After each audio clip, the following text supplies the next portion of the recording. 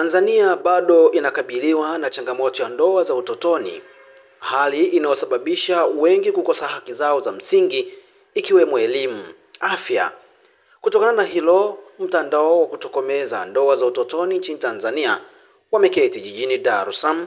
ili kupitia mpango kazi wa uchechemzi na mawasiliano wenye lengo la kuwafikia watoto wengi zaidi wa kike hapa nchini ili kutoa elimu juu ya sheria ya ndoa za utotoni na kuiomba serikali kubadilisha sheria ya ndoa ambayo inamkandamiza mtoto wa kike.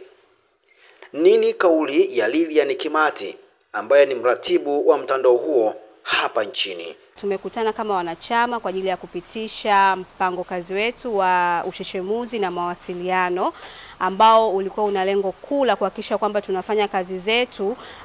kwa direction nzuri, lakini vile vile kuhakikisha kwamba tunaweza kuwafikia watoto wa kike. Lakini vile vile tumeona ni kwa namna gani ambavyo tutatumia huu mpango kazi kufanya kazi zetu kwa ufanisi kuanzia ngazi ya kitaifa, kikanda, lakini kijamii. Kwenye masuala mazima ya sheria ya ndoa tumeigusia sana kwenye mpango kazi huu kwa sababu tunaamini kabisa kwamba ni muhimu sana kuendelea kufanya uchechemuzi kwenye ngazi ya kitaifa ili pia serikali yetu pendwa iweze kubadilisha sheria ya ndoa. Lakini vile vile tumegusia kwenye mpango kazi huu ni kwa namna gani ambavyo wanachama wetu wanaweza kushirikiana kwa pamoja kwenye nyanja tofauti tukiwa na weledi tofauti kwenye masuala ya sheria, mawasiliano, lakini kwenye masuala yote yale yanayohusisha kuwa na zile afua rafiki ambazo zinaweza kupambana vita dhidi ya ndoa za utotoni na kutokomeza, lakini vile vile kuzuia ndoa za utotoni. Lakini tumeona ni kwa namna gani ambavyo pia tunaweza kushiriki kwa kikamilifu kwenye ngazi ya kijamii sasa. Kwenda kuonana na viongozi ambao wako katika ngazi ya kijamii, kuanzia wale viongozi wa mila, kuanzia viongozi wa kiserikali, kuanzia viongozi wa kijiji, wote wale tunawagusa kwenye mpango kazi huu ni kwa namna gani ambavyo tunaweza tukafanya nao kazi ili waweze kuzuia waweze kuwa ni wasilishaji wazuri wa kupambana vita dhidi ya ndoa za utotoni, lakini kuzuia watoto wa kike wasiolewe chini ya umri wa miaka 18. Amina Ali ni miongoni mwa wanamtandao huo hapa nchini Tanzania,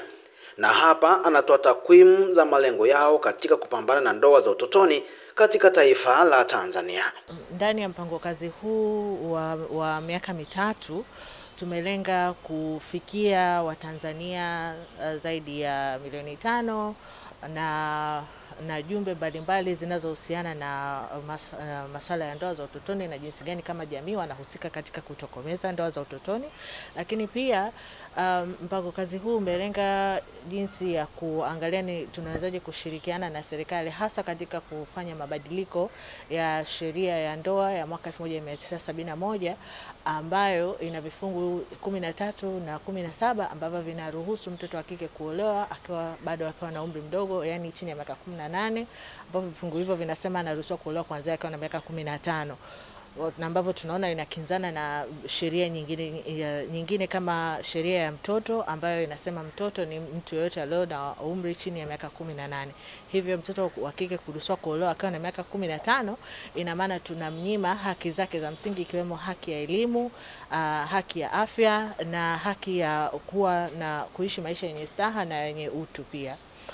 Lakini pia mpango kazi huu umeangazia jinsi gani tunaweza kushirikiana na wadau wa sekta ya habari na jinsi gani wao na sisi kwa pamoja tunaweza kusukuma ili gurudumu na kufikisha hii jumbe au hizi jumbe kwa upana zaidi na kwa jamii nzima. Adeline Lukwatage na Adela Lukwatage hawa ni watoto wenye umri wa miaka 15 tu na pia ni wanaharakati wa haki za watoto hapa nchini, na sasa wanapaza sauti yao na kutoa ombi kwa serikali ya Jamhuri ya Muungano wa Tanzania inaongozwa na Rais Dr. Samia Suluhu Hassan juu ya kunusuru watoto wenzao wanaoolewa katika umri mdogo, kwani tatizo hilo bado ni kubwa. Naitwa Adeline Lukwatage na miaka 15. Mimi ni mwanaharakati wa haki za watoto. Kwa uelewa wangu kuhusu ndoa za utotoni,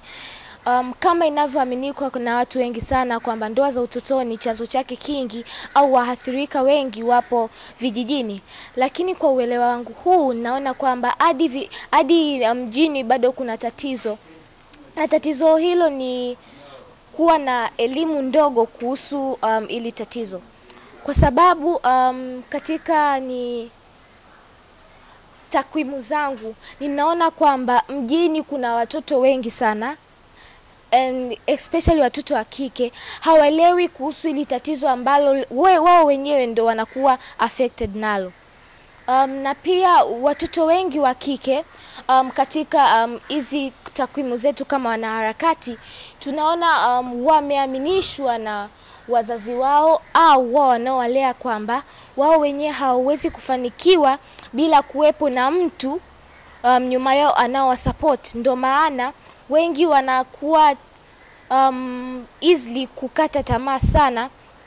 na kuamini kwamba ndoa za utotoni ni suluhisho kubwa. Lakini pia mimi naona kama mwanaharakati na pia na washauri wanaharakati wengine na hizi ni majukwaa mengine wa focus kwenye kupeleka elimu nyingi kwa watu, kwa sababu naona kwamba shida hapa tukiendelea kueneza elimu kwa watu wengi watakuwa na uelewa kuhusu hili jambo, na watu wote hao ambao wataelewa kuhusu hili jambo tukishikana mikono, mimi naona kwamba hili swala ni easily sana kulifanyia kazi na kuisha kabisa, ili tuwaokoe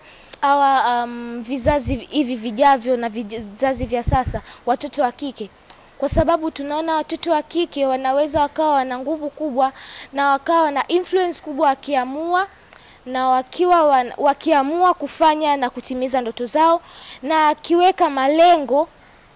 makubwa juu ya maisha yao. Adela Rukwatage na miaka 15. Mimi ni mtetezi wa haki za binadamu. Kwa mtazamo wangu naona kwamba ndio serikali inajaribu kufanya michakato mingi sana ili kupinga kuiondoa kabisa hii sheria ya child marriage, lakini wangebase sana na kuwatembelea ni watu waathirika wenyewe ili wajue zile effects kabisa, kwa sababu tunaweza tukafikiria kwamba effects za child marriage labda ni poverty, ni effects mbalimbali, lakini kumbe wao watoto wenyewe wanaweza wakawa wana personal effects zao ambazo wao kama serikali hawazijui, na wakifanya hivyo kuwatembelea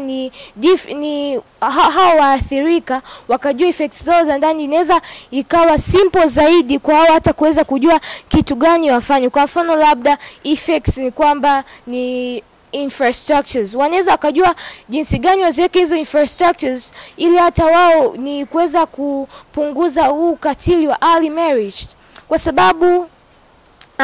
imeongezeka kwa kiasi kikubwa sana, and we as human rights activists tulifikiri kwamba child marriage inapungua, lakini ndio inaongezeka kila itwapo leo, na serikali inabidi ichukue tahadhari haraka iwezekanavyo.